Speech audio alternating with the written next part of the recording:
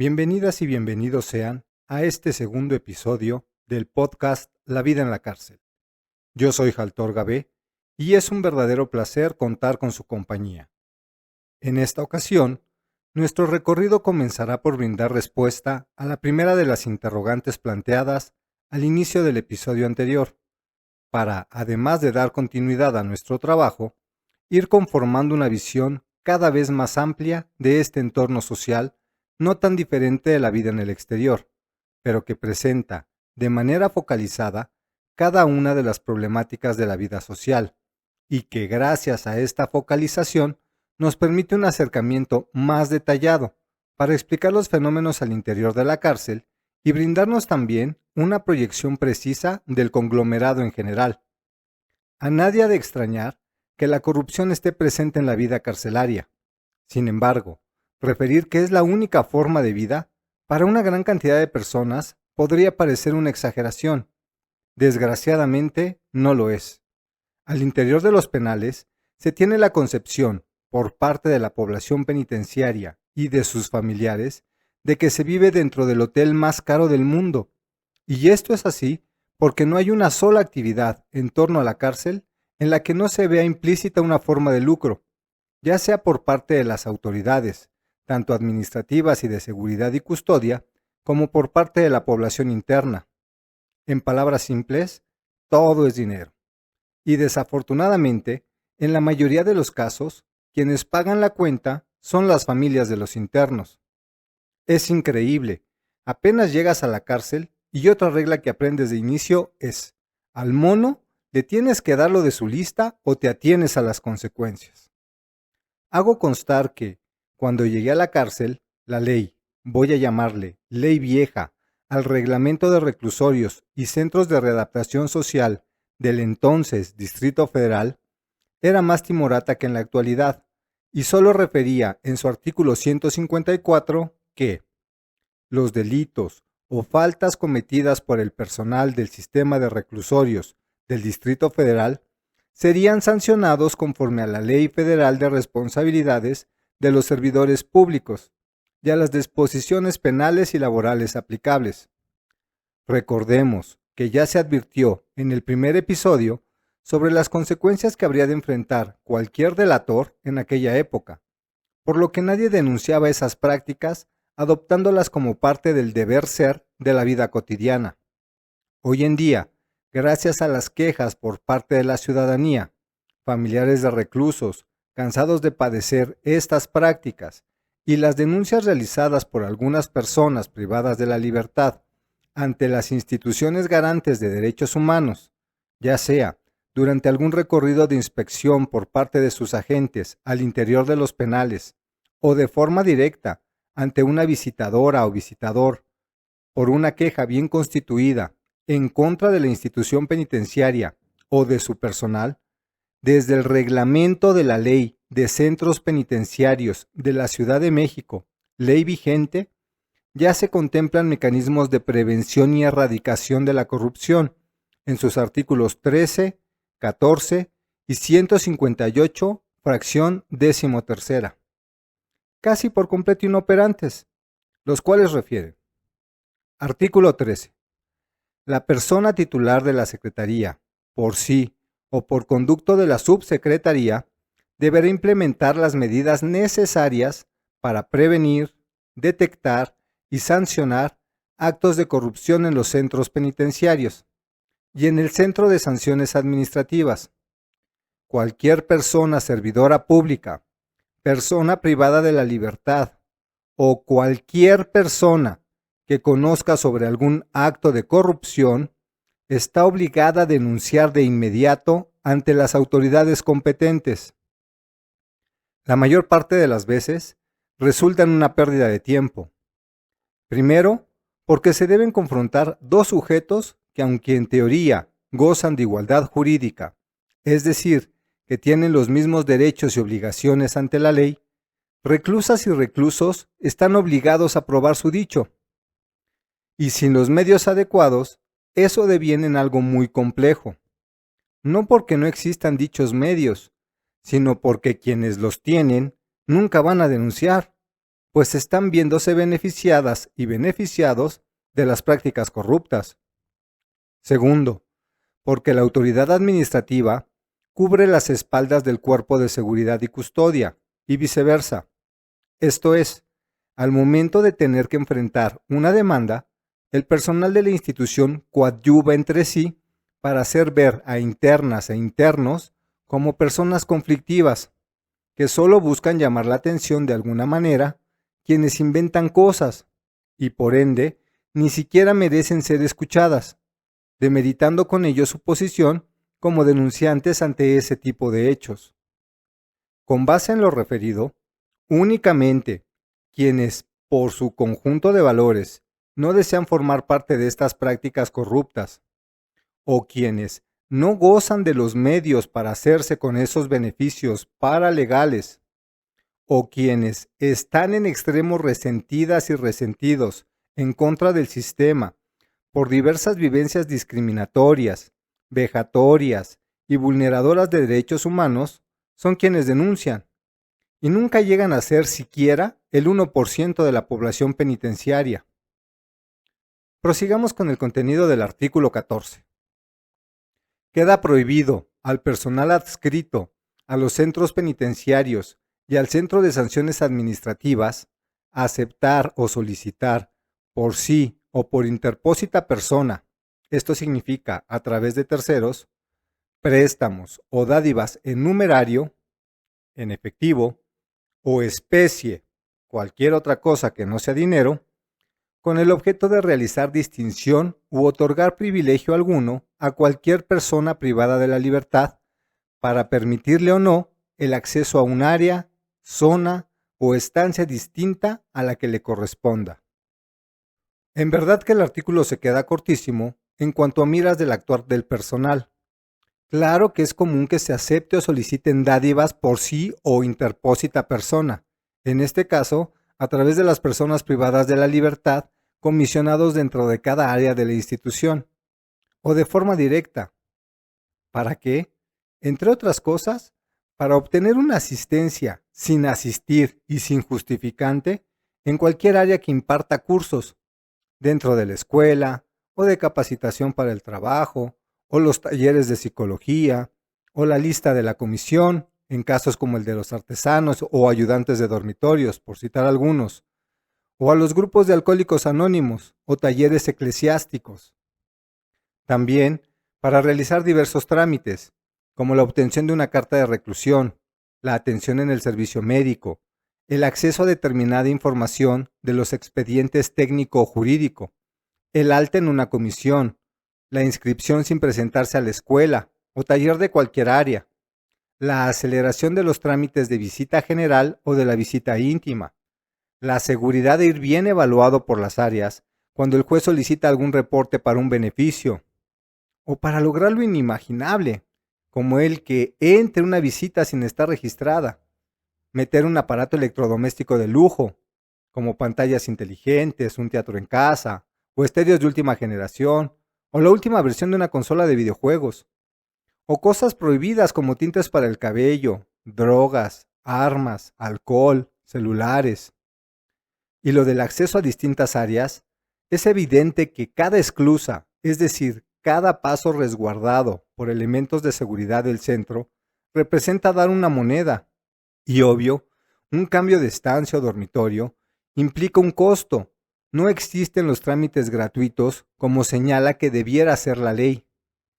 Todas y todos encuentran la forma de hacer dinero al interior del penal, sin importar su posición o la ubicación o papel que desempeñen. Por su parte, el artículo 158, en su fracción 13ª, dice: las personas privadas de la libertad tienen la obligación de observar las normas de conducta, mantener el orden y la disciplina en los centros penitenciarios. Para tal efecto, se aplicarán las correcciones disciplinarias a las personas privadas de la libertad que incurran en cualquiera de las infracciones siguientes. La fracción 13 puntualiza: solicitar, exigir, entregar u ofrecer dinero o cualquier préstamo o dádiva a cualquier persona que se encuentre al interior del centro penitenciario. ¡Ja! Simplemente imposible. El funcionamiento del sistema carcelario implica que las personas privadas de la libertad obtengan recursos, de donde sea, para su supervivencia y en la medida de sus posibilidades, aportar algo al gasto familiar. Por desgracia, la mayoría lo hace a través de medios ilícitos: venta de drogas, extorsiones telefónicas, planeación, dirección, organización y control de grupos de delincuencia organizada, entre otros,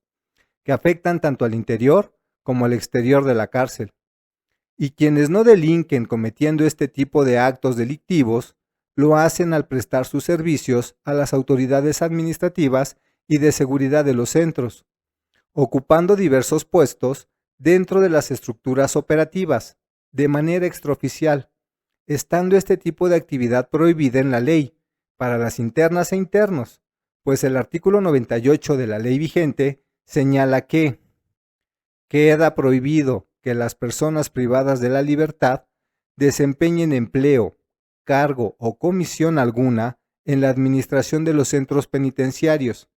o que ejerzan funciones de autoridad, de representación o mando sobre las demás personas privadas de la libertad ante las autoridades. A lo que se agrega lo citado por el párrafo segundo del artículo 78 de la misma ley, que señala: las personas privadas de la libertad no podrán tener acceso a los archivos o expedientes administrativos, técnicos o jurídicos ubicados en el área de gobierno del centro penitenciario, por lo que no deberán ser empleados como apoyo administrativo del personal penitenciario. Esta siempre ha sido una prohibición que nunca se ha respetado. La institución no puede funcionar sin el trabajo realizado por presas y presos. De entrada, el personal administrativo, casi en su totalidad, salvo honrosas excepciones, está acostumbradísimo a no mover ni un dedo. Esperan que todo lo resuelvan sus comisionadas y comisionados. Hay muchas trabajadoras y trabajadores dentro de las diversas áreas de la cárcel que ni siquiera saben de qué va el trabajo dentro de su área. ¿Cuáles son sus estadísticas? ¿Quiénes son las personas que interactúan con sus respectivas oficinas? ¿Cuáles sus necesidades? O usar un equipo de cómputo, o redactar un informe o cualquier tipo de escrito, y que solo estampan su firma en los oficios redactados, transcritos e impresos por internas e internos, pero que están bien al pendiente de las cantidades de dinero que ingresa diariamente y que estiran la mano para verse beneficiadas y beneficiados con las dádivas o exigencias impuestas a quienes requieren el servicio de esa área de la institución. Es aquí donde tiene lugar la vulneración de derechos. 1.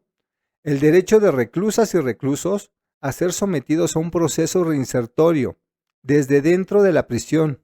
esto es, antes de ser devueltos a la sociedad. Este está garantizado en la ley. De forma aparente, se cuenta con los medios al interior de la institución para llevarla a cabo, pero casi nadie los pela, porque las personas privadas de la libertad están subsumidas en la generación de recursos para su supervivencia, y las autoridades en hacerse con esos mismos recursos, siendo más fácil y lucrativo para la mayoría adoptar las prácticas corruptas.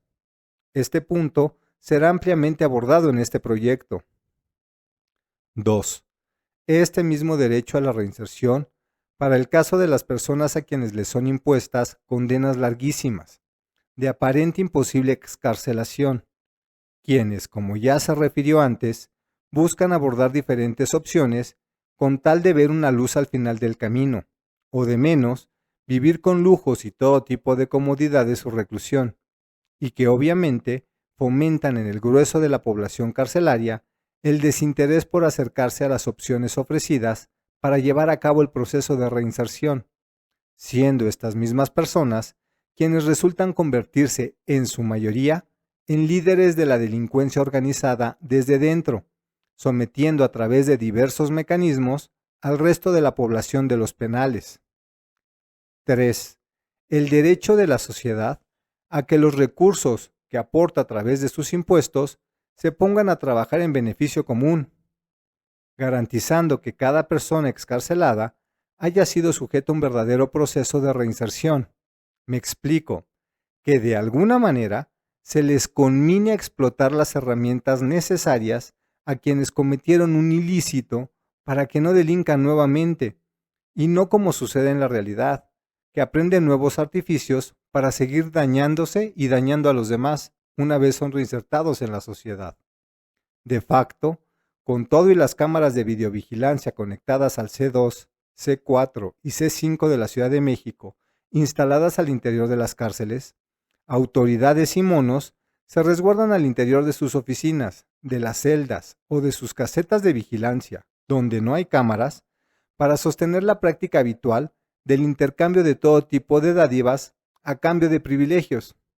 Amén que se cuenta con la coparticipación de la población interna para transar entre sí y hacer llegar los recursos al personal carcelario, convirtiéndose en un cuento sin fin. Aún tengo muy presente mi primer día en el reclusorio. Yo arribé a la institución penitenciaria alrededor de las 11:30 de la mañana, y tras la referida masajeada y despojada de la que se habló en el capítulo anterior por parte de los elementos de seguridad, el protocolo indica que deben expedir un certificado médico para dejar constancia legal de las condiciones físicas y de salud que presenta quien recién arriba al ingresar a la institución. De iure, es decir, de acuerdo con la ley, en el artículo 83, toda persona que ingrese para su internamiento en el centro penitenciario será recibida por el personal de seguridad y custodia, en caso de ser necesario, con apoyo de un traductor o intérprete, con los que no se cuenta al interior de los penales. Será examinado por el personal médico del centro, quien elaborará certificado médico correspondiente.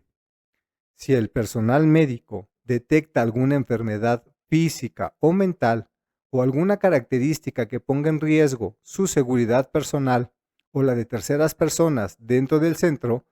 se dará cuenta de ello para definir su ubicación. En el caso de que la persona de nuevo ingreso requiera y o porte medicamentos, el médico determinará si puede conservarlos o si deberá dejarlos en resguardo del área médica. En este sentido, la esencia de la norma no ha cambiado gran cosa, y por ello omitiré referir la ley vieja de cuando entré.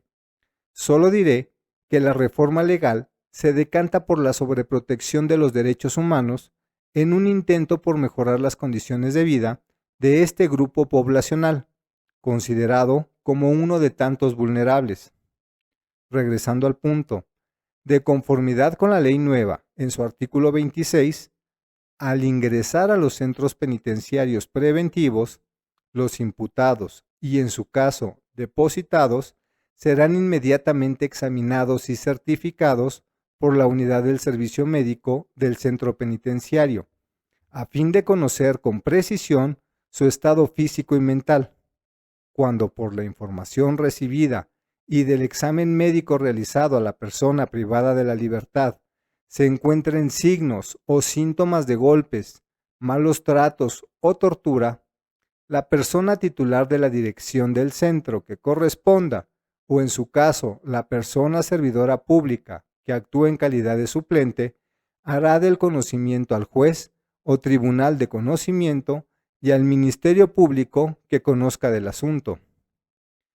Esto porque los malos tratos y tortura están sancionados desde diversidad de tratados internacionales, como las reglas mínimas de las Naciones Unidas para el tratamiento de los reclusos, o reglas Mandela, adoptadas por la ONU en 1955, o la Convención contra la Tortura y otros tratos o penas crueles, inhumanos o degradantes, adoptada en 1984 para entrar en vigor en 1987, o la Convención Interamericana para prevenir y sancionar la tortura, adoptada en 1985, todas signadas por México, las cuales, aterrizadas en nuestra normatividad, generan responsabilidad jurídica tanto para los agresores como para el Estado,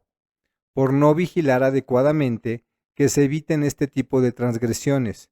pero que, en su aplicación, se llevan años de lucha para ser demostradas y sin beneficios palpables para las víctimas de este tipo de abusos,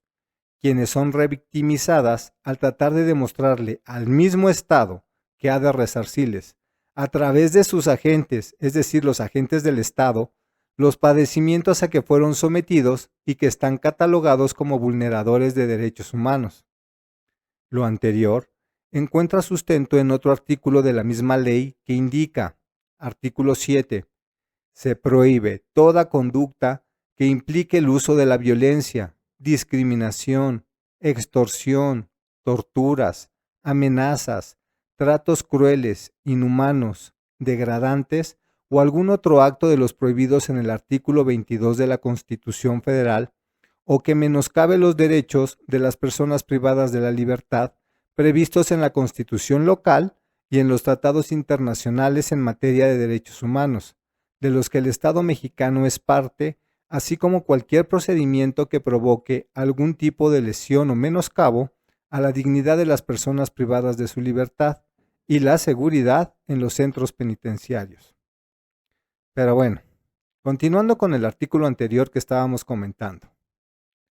Remitiendo las constancias o certificados del caso y asentará los datos en el expediente respectivo, el cual estará a disposición del defensor de la persona privada de la libertad, quien podrá obtener copia de las constancias que obren en el mismo. Este es un derecho que no solo puede exigir el abogado defensor del recluso, también lo puede solicitar un familiar directo o incluso el mismo interno, y sin necesidad de ninguna dádiva. Si como resultado del examen médico fuere conveniente un tratamiento especializado, la persona titular de la dirección del centro, o en su caso, la persona servidora pública que supla a la titular, dictará las medidas necesarias para que la persona privada de la libertad sea trasladada a la unidad del servicio médico del centro penitenciario o a la institución médica que el caso amerite, situación que se comunicará inmediatamente a los familiares y al defensor. En la práctica, el certificado médico es un documento elaborado a destajo, bajo un machote concebido ex profeso, para ese fin en particular, en el cual nunca o casi nunca se precisa la situación real de las personas privadas de la libertad, salvo en caso de evidentes lesiones, como las provocadas por un arma de fuego, huesos rotos u otros hechos demasiado notorios que no pueden ser pasados por alto, pues comprometerían en demasía a la institución carcelaria, denostando siempre que la responsabilidad de este tipo de lesiones fue a causa de agentes externos a la institución,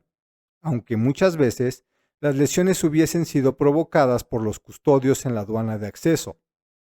Un caso muy común cuando se trata de la consignación de violadores o incluso de algunos rebeldes o intoxicados que retan y se agarran a golpes con los de negro. Este es el color de los uniformes de los elementos de seguridad y custodia,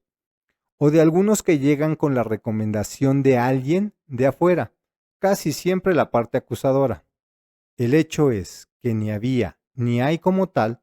una exploración médico-legal como estaba o está señalado en la ley y en el manual de procedimientos, ni quedaba, y a veces aún no queda, un registro documental preciso, acorde con las condiciones reales de las personas recién encarceladas, pues salvo el interrogatorio respecto de los datos generales del interno, lo cual no toma más de 5 minutos, no había ni hay mayor interacción entre el médico y el recluso. Y aunque durante este proceso se señalase algún padecimiento crónico o enfermedad que requiriese atención inmediata o la administración de algún medicamento, por ejemplo, insulina para un diabético, el médico se limitaba, y hasta la fecha se limita, a referir que la persona debe solicitar una consulta médica en otro momento para tratar ese asunto. En distintos espacios se dará una explicación pormenorizada del manejo de cada una de las diferentes áreas de la institución penitenciaria.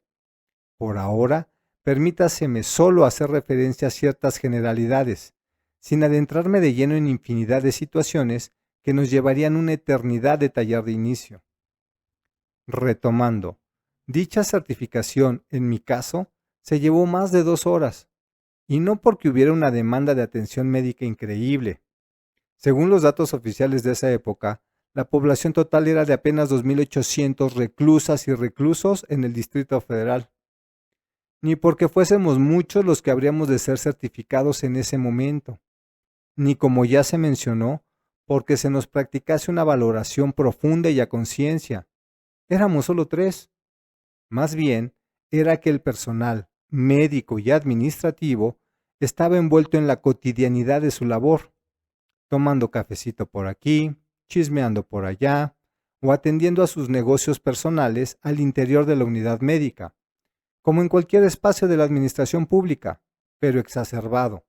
en razón de que las personas privadas de la libertad somos vistas como menos valiosas que el resto de la sociedad.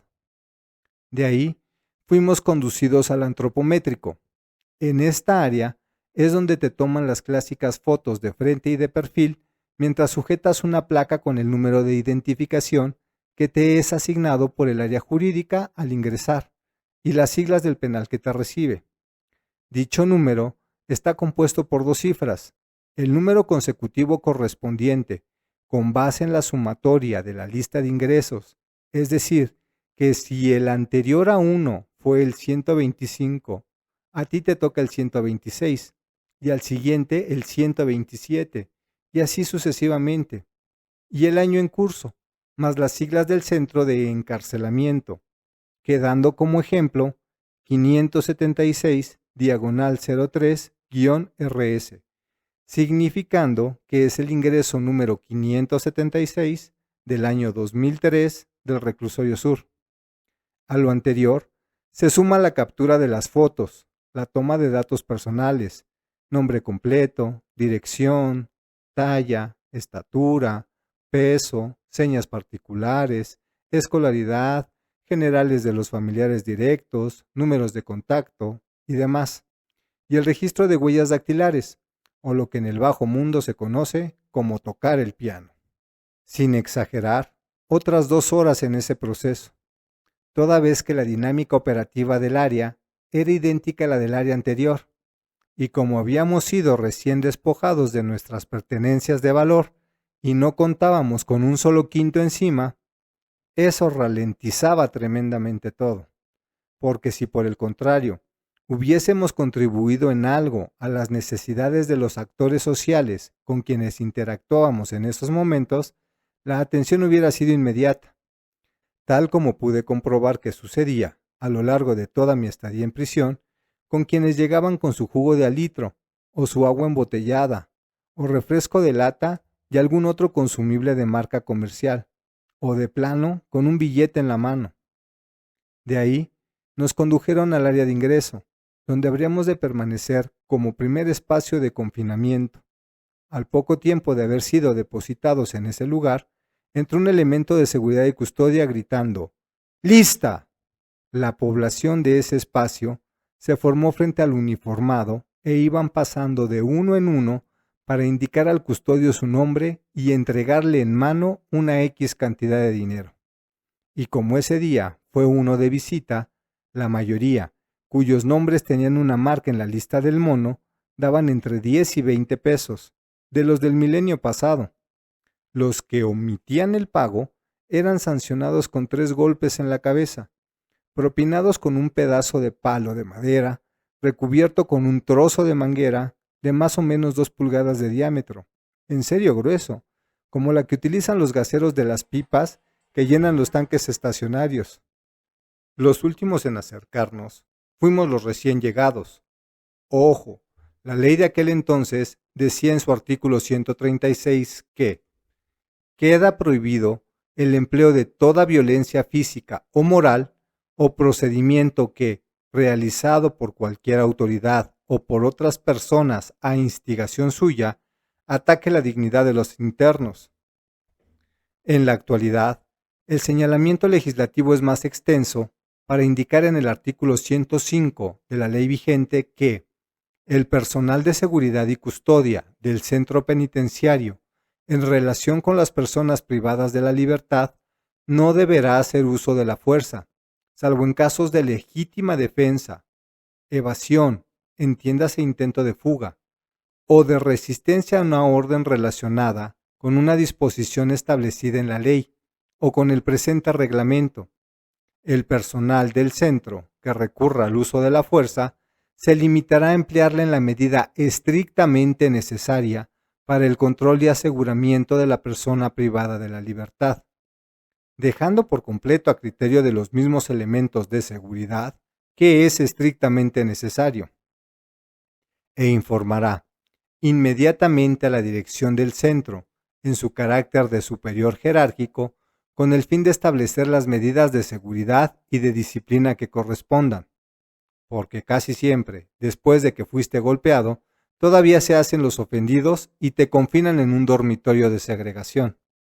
Más por consideración, y no en acato a la ley, en esa ocasión el custodio solo nos increpó,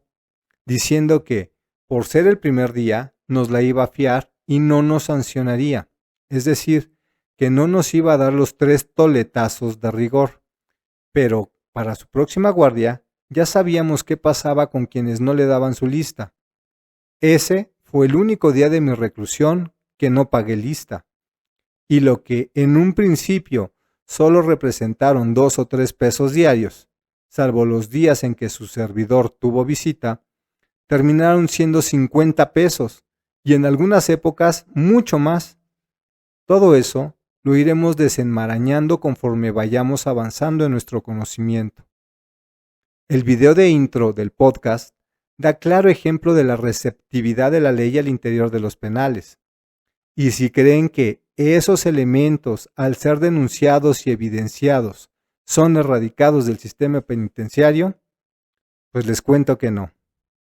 Generalmente, los mueven del centro donde fueron cachados en su mal actuar para que sigan comportándose igual en otros centros. Y al final, luego de un tiempo en el que consideran que ya se enfrió el asunto, los regresan al penal del que fueron expulsados un día para retomar su cargo. Ahora bien, si consideramos que, al ingresar, la gran mayoría no tiene la experiencia necesaria dentro del medio para cubrir sus necesidades más mínimas, ¿sobre quién recaen esos gastos? ¿Quién termina pagando las listas? ¿Quién se encarga de proporcionar jabón para baño, cepillo de dientes, pasta dentrífica, papel higiénico o cualquier otra necesidad básica al reo? Porque en los reclusorios preventivos no te dan nada. Al menos en mi caso, nunca recibí un kit de higiene personal. En aquellos tiempos, la ley señalaba expresamente en su artículo 20 que el Departamento del Distrito Federal está obligado a proporcionar a los reclusorios y centros de readaptación social los recursos suficientes para que los internos vivan dignamente y reciban alimentación de buena calidad. Esta debería programarse por un dietista semanalmente y distribuirse en 3 comidas al día,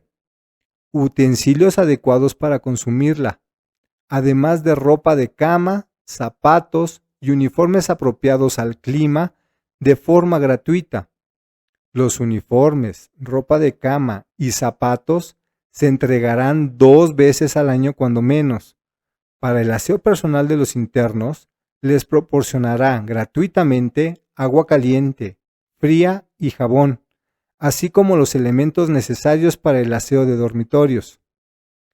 Reconozco que, al paso de los años, pude constatar cómo, a través de los grupos de alcohólicos anónimos, de las iglesias católica y cristiana y algunas asociaciones civiles, algunos compañeros se veían beneficiados con algo por el estilo,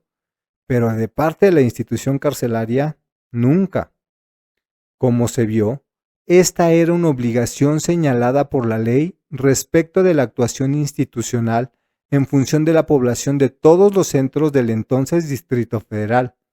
Y he de señalar que solo mediante queja ante la Comisión Nacional de los Derechos Humanos o mediante resolución de amparo, unos cuantos, señalados, estigmatizados y vilipendiados, lograron conseguir que la institución cumpliera, relativamente, con sus obligaciones jurídico-administrativas.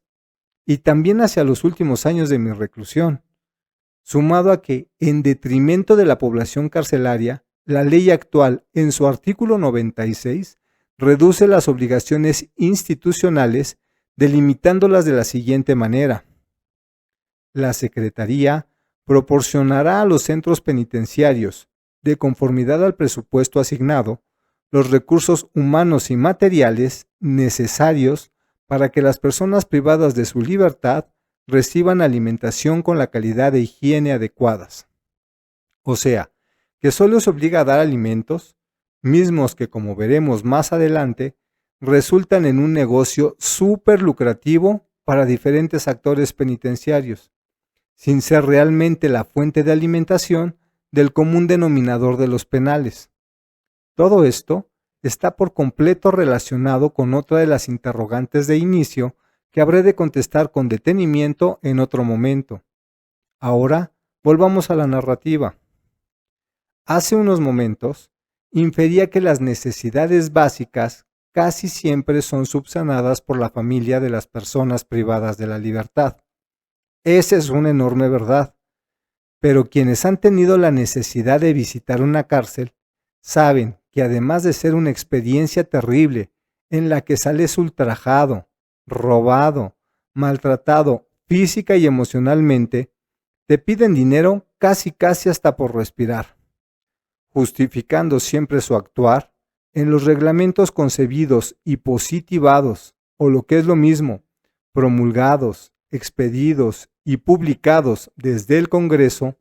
de los cuales el personal hace una interpretación muy ad hoc, es decir, a su modo, en su beneficio, encontrando N cantidad de pretextos para aducir que algo no está de conformidad con lo señalado en el reglamento de la institución, coaccionando y o coercionando a los visitantes para que mediante la retribución de una determinada dádiva les sea tolerada la falta y pueda ingresar a ver a su interna o interno con las cosas que le lleva. Pero, ¿qué es esto de la coacción y la coerción? La coacción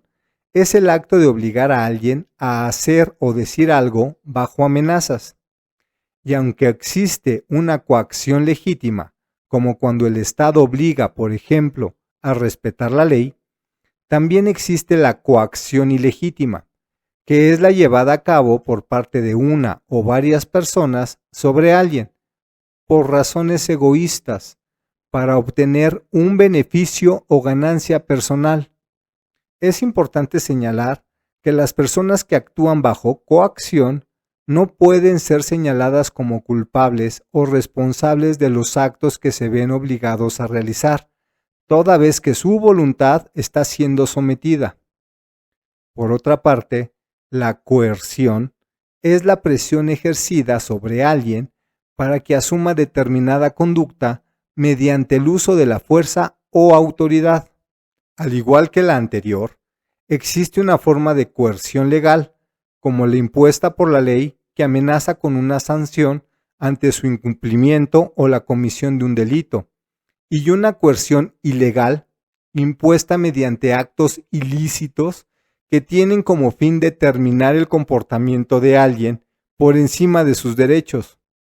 logrando, mediante cualquiera de estos mecanismos o en conjunción, que la gente se desprenda de su dinerito, con tal de que los dejen llegar hasta donde se halle su presa o preso, y poder dejarles sus cositas, y el poco dinero que no les haya sido no robado ni exigido, sino más bien que les haya sobrevivido al final de su peregrinar, repleto de vejaciones, para que tengan con qué pagar sus listas y cubrir mínimamente algunas de sus necesidades más apremiantes. Como bien pueden darse cuenta, el tema es en verdad extenso y sería imposible abordarlo desde todas sus aristas y complejidad en un solo episodio, por lo que lo dejaremos por inacabado, en espera de que a esta percepción personal le sea refutada, consensuada y o ampliada la información aquí vertida, a través de las opiniones de nuestras y nuestras entrevistadas y entrevistados a lo largo de los diversos programas por venir. Si se ha abusado un poco de las referencias a la ley, es en espera de que puedan servir a las personas privadas de su libertad y sus familiares, quienes padezcan cualesquiera de las situaciones abordadas como herramientas de defensa en su relación con el medio carcelario, y que de mínimo tengan conocimiento de sus obligaciones y derechos. Sin otro particular, les agradezco su atención recordándoles que yo soy su servidor y amigo Jaltor Gabe, esperando que este material llegue a convertirse en un asunto de su interés y que sirva para ilustrar y visibilizar paulatinamente la problemática presente en las prisiones, toda vez que sus efectos pueden sentirse y verse reflejados en la vida de la colectividad. Si te ha gustado o parecido interesante el material, no olvides dejar tu like y compartirlo con tus amistades. Entre mayor difusión le demos, todas y todos, a la diversidad de problemas sociales que enfrentamos como comunidad, será más fácil tomar conciencia de ellos y encontrar soluciones en la búsqueda de conformar una mejor sociedad. Y si te han surgido dudas o sugerencias, házmelas saber a través de los diversos canales con que cuentas en mis redes sociales. Ten por seguro que serán valiosas aportaciones en la generación de un contenido más afín con tus intereses. Que Dios llene sus corazones y nos bendiga a todos. Hasta la próxima.